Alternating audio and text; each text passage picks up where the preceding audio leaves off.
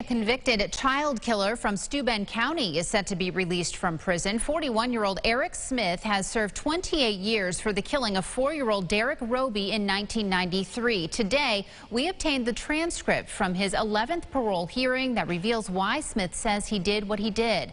Amel Elhel went through the paperwork and joins us now from the newsroom with more. Katrina, Eric Smith made headlines at 13 years old after he lured 4-year-old Derek Robie into the woods of Steuben County and killed him. In 1993, a jury found Smith guilty of murder after he sexually assaulted the child and beat him to death.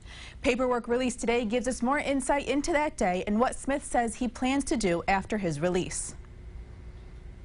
Smith says at the time he was heading into 6th grade after being held back for several years, and he was not in a good headspace.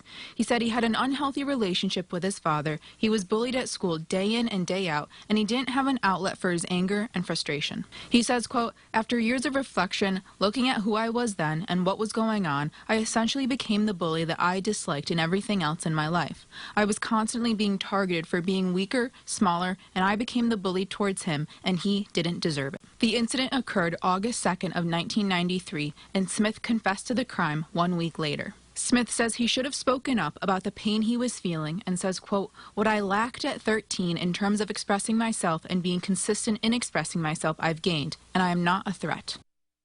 Smith says he plans to find employment in electrical installation or carpentry, as well as complete an associate's degree in crusade evangelism. After his release, Smith plans to stay with his mom until he can live with his fiancée. From the newsroom, I'm News 8.